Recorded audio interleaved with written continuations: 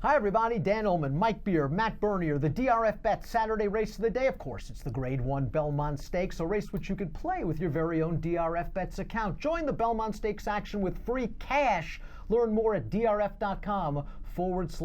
Here's the field for the Belmont. Justify drew the rail. Of course, he is going for the Triple Crown. He is 4-5 on David Aragona's morning line. Download free Formulator past performances of the Belmont on the Race of the Day event page at drf.com and handicap along with us. We'll take the field in post position order, beginning with the big name, Matt, and that is Justify. What do you think of the inside draw?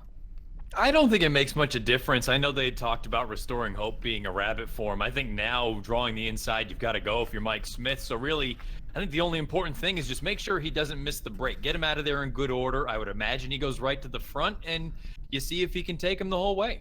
Yeah, I think that's true as well. I mean, I think the rail draw is actually fine for him. I mean, obviously he can't miss the break, but as long as he breaks fine, being starting from the rail is perfect for this horse. And he's just, listen, to me anyway, he's just way the horse to beat in here. I mean, just for the most part, every race this horse has ever run is just too good for these other horses in this race. And I know that his Preakness was a little bit of a, maybe a turn back for him. It wasn't quite as good as his other efforts, but he had one horse to beat in that race. He dueled that horse down. He held on at the end. He's way the horse to beat. Yeah. Matt, what did you think of his Preakness? It was the first race in his brilliant career where he did not earn a triple-digit Buyer's speed figure, but it was a very, very wet track, and he did do a lot of dirty work. Yeah, I think that's the way that you need at it. Just because the figure came back a little bit light doesn't mean it was any less of a performance. He put away his main competition. He held off anybody coming from out of it. And I thought he did it well within himself. I think it was a good effort, arguably as good as the Derby, maybe not quite, but pretty darn close.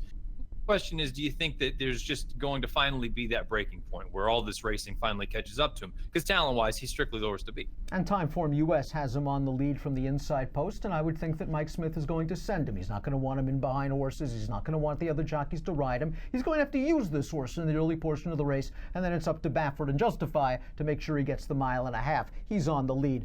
Mike, am I wrong to still believe a little bit in the number 2 Free Drop Billy? I liked his race in the Holy Bull when he was second to Audible. I was a little disappointed in the Gotham. I thought he ran okay in the Bluegrass, but the Derby caught a wet track. He didn't have to like that.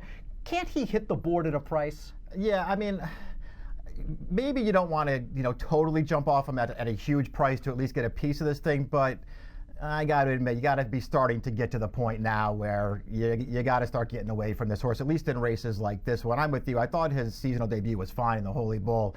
Since then, this horse has kind of lost me. Matt, he is one of the horses in the race with a pedigree to get a 1.5 miles.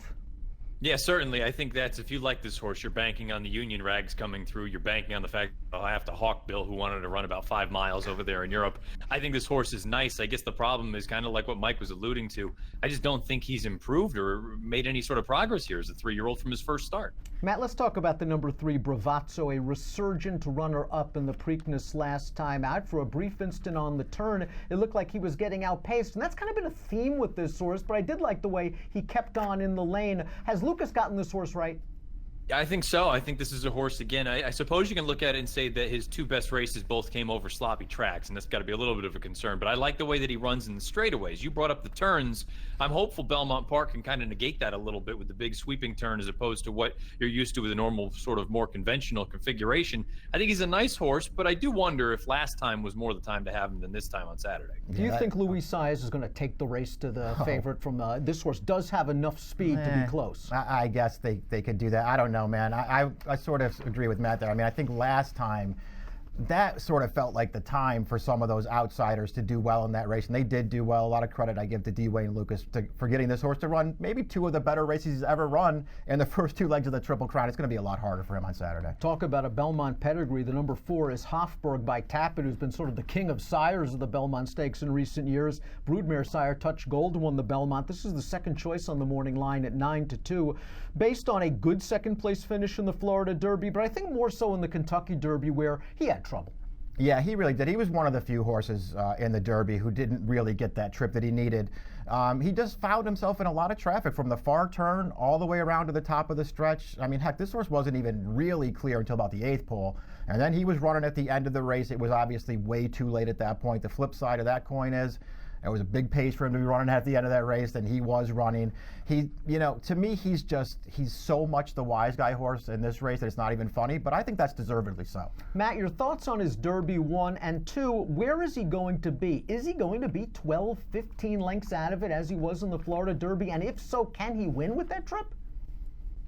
I got to be honest with you. I don't know that he's going to be that far back, but I think there's where he's going to be a little bit pace compromised just based on the way that he runs in here, his running style. Is he going to be too far back? He's going to have too much to do to really threaten for the top honors. We've talked about the other Baffert angle in Southern California for many years. The 5 Restoring Hope, 30-1 on the morning line. Positive formulator fact for Baffert concerning Restoring Hope. Over the past 4 years, 3-year-olds going third off the layoff in graded stakes dirt routes, 45% winners, and a rare $4 plus.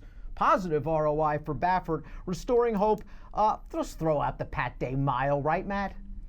Yeah, that's the way I'm approaching it. I've always thought this horse wants distance. I don't think that one-turn configuration is what he wanted, nor do I think he appreciated the wide trip over a sloppy sealed track. Look, he's very slow right now, but I think he's the kind of horse that pedigree-wise, distance is going to be his friend. And again, from a tactical standpoint, I don't think he's going to be outrun early. Yeah, we'll see what happens with him. I like this horse, and I do think there's a scenario where, maybe not on Saturday, but down the line somewhere, this horse actually turns out to be pretty good because I like the way he was headed. I'm with Matt. I could care less about the Pat Day Mile. I'm just putting a line through that race. The problem that I have with him, at least right now, is he's just too slow. And even going back to that Wood Memorial, that was, to me, a race where he's just got to do better in that race. That race set up really well for him with a fast pace. He was off it. He had his shot at it. He was no match for the horses that ran 1-2. He's got to improve by a lot on Saturday. Mike, the number 6 is Gronkowski. Some good things to discuss about Gronkowski. He's won his last 4 starts, all of them on the main track, albeit a synthetic surface overseas. He's getting Lasix for the first time. He's now under the tutelage of the great Chad Brown. Now the negatives. He's never been past a mile. He hasn't been out in a couple of months. And his name is Gronkowski, which means he's going to take more money than he probably should. Yeah, there's a lot working against him. Just the fact that this horse is 12-1 on the morning line is almost remarkable. And he is going to take probably that kind of money in this race, and that's a real drawback if you like him. We'll see what happens. To me, there are so many negatives with this horse that I could never bet him in this race, but I'm interested to see what he does. I'm a little bit more bullish than Mike is. I like the grinding style he showed against questionable competition over that synthetic surface last time out. Something tells me he'll stay this distance. I just wonder how far back he'll be early. He has probably never dealt with a pace situation the likes of what he's going to see on Saturday. Yeah, and I also think you factor in, too, just the company that he's been keeping. These are going to be far and away the best horses he's ever faced. But I will say, if you look at any of the video from him working out, he looks like he could be a dirt horse. So we'll find out if Saturday is going to be a little bit too much too soon. But I wouldn't be surprised if down the road he actually ends up being okay. Matt, the 7-10-fold goes out for Steve Asmussen, who, of course, won this race with Creator a couple of years ago. And this is a very lightly raced son of Curlin, who has not taken a backward step on the Buyer's speed figure scale. Good solid third in the Preakness last time out, considering he was so lightly raced. Like Justify, he didn't race as a 2-year-old, and he was trying hard in the stretch. Thought he ran really well. He popped back to his left lead at the end, which gives me a little bit of concern about this additional distance. I think he might be better off around 9 furlongs when it's all said and done, maybe even out to 10. But I think he's a nice horse. He's lightly raced, and if you think a forward move comes on Saturday, sure, he's got a puncher's chance to hit the board. Yeah, right. It's a question of whether you think he can take one more step forward. He keeps improving from start to start. I thought he ran fine in the Preakness.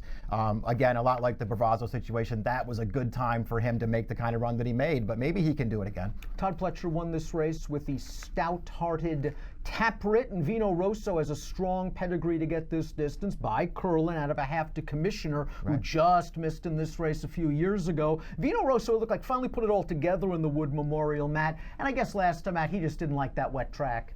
Yeah, you hear afterward, apparently he had a big clot of mud in his eye and it was all swollen up and X, Y, and Z. For a number of reasons, it didn't work out for him. I've always kind of felt like this is going to be the race for this horse, though. If he's going to show up and run with anything as far as the top boys are concerned, it's going to be at 1.5 miles. It's going to be at this sort of configuration. I think he's okay. I still don't entirely trust him because I don't know if he's still put it together yet. But I do think there's a scenario where when he finally gets it together and the light bulb goes on, that he could be a good one. Yeah, I'm sort of with Matt on that one. He was one of the horses I was interested in using somewhere in this race. Just the fact that he feels like he can get the mile and a half. I liked his Wood Memorial 2 starts back. I know the race set up well for him. I liked the run that he put in that race, and I just don't care that much about the Derby. The wet track, he just sort of went evenly around there. That wasn't his best race. I know that he's better than that. Pletcher also has the number 9 Noble Indy. This is a horse that won the Louisiana Derby. I thought he was game in that race. Yes, he was chasing a 99-1 shot in the early portion, but they were going fast. He made the lead early, and then he fended off a couple of decent horses in the stretch. The Derby, again, wet track, it didn't work out. The blinkers come off. You would think in a perfect world that this would be the kind of horse for Todd. Okay, let's send him after Justify, set things up for Vino Rosso. Uh-oh, he's owned by Winstar. Oh, that's true. That's something I guess you have to consider. I mean, I don't really get this horse. I don't think his running style is good at all for this race with Justify in here. What he has going for him more than anything else is that he's trained by Todd Pletcher, and nobody has success in the Belmont Stakes like Todd Pletcher does. I still think he's going to be okay when it's all said and done. I don't think Saturday is the race for him. I think there is some ability here. It's interesting to see the change with the equipment in a spot like this. But like I said, I think at the end of the day, I think he'll be okay. I just don't know Saturday. Completing this field of 10 is Blended Citizen. I think it's fair to say that Blended Citizen definitely has a puncher's chance. He won the local prep for this race, the Peter Pan, going a 1-turn 9 furlongs. He is a very versatile horse that has won on turf, polytrack, and dirt. He's in sharp form for good connections. Just a little bit slow on paper, Matt. Yeah, that's the concern right now. You've run 10 times, and he hasn't really picked it up from a numbers standpoint. I will say it looks like he continues to improve. The problem is it's just so minor incremental improvements each and every time. If he jumps to a 93 or a 94, I still don't think that's fast enough to win. Yeah, he's just got to take a huge step forward here. I do feel like when I watch him run that the distance isn't going to get him in this race. I think he will see out the 12 furlongs. He just hasn't run a race yet anyway that's good enough to beat a field like this. And when he won the Peter Pan last time, I mean, he just got a perfect trip in that race. Time for our picks for the Grade 1 Belmont Stakes. We all like Bob Baffert in here. Justify, restoring hope. I love the courage, Matt. Picking a long shot, 30-1 on the morning line. You've always had faith in this horse, and perhaps he'll be rewarded. You will be the hero of the Belmont if he is. You mentioned a name that he just reminds me a lot of. He reminds me a lot of Commissioner, where I don't think talent-wise he's necessarily one of the top 5 or 6 even in this race in a field of 10. But the running style, I don't think he's going to get outrun. I think in the Wood he got too far back. To me, he's a horse that's going to clip off 12-2 for every 1/8 of a mile. And you know what? In the Belmont, usually that's a pretty decent running style. If you're not going to be outrun, he's not nearly as talented as Justify. To me, this is all about, can Justify handle this much racing in this short amount of time? Because if he can, he's going to win. You know what, from a gambling standpoint, I'll take a shot with a horse that all along I've kind of felt like Belmont would be his bread and butter. You would certainly bet this horse at the price he's going to be. Would you use Justify in the multis? You can't let him knock you out of the pick 4, can you? Yeah, I was going to say, I mean, there are some other interesting opinions earlier on, so I wouldn't get knocked out by him. I also want to use Hofberg. I think Hofberg, from a talent standpoint, he might ultimately end up being as good as a horse like Justify. But right now, I mean, really, it comes down to Justify. If he can see out the 12 furlongs, and if this isn't, 6 races in 16 weeks, if it's not too much, he's probably going to win. Mike, you and I think we're going to get the crown with Justify. Not a big price, obviously, to win. How hard do you lean on him in the pick? Yeah, I mean, I don't know. I just didn't really see anywhere else to go. I'm going to use a little Hofberg just because I think there is a chance that at some point he takes the step forward he needs to take. I just don't really have a lot of interest in betting against Justify in this race. We'll see what happens. Obviously, Matt's right that all the racing could get to this horse. But to me, he's just head and shoulders better than these horses. And I think one of the things that's not being talked about enough is because he's won the first 2 legs of the Triple Crown on sloppy tracks. Obviously he likes slop. This horse might be better on a fast track. His 2 fastest speed figures are his only 2 starts on fast dirt. Getting fast dirt on Saturday could really help this horse. Justify goes for a historic run in the Triple Crown on Saturday, race number 11, the Grade 1 Belmont Stakes. You can bet all the action from home with your own DRF Bets account. Join the action with free cash. Learn more at drf.com/bet.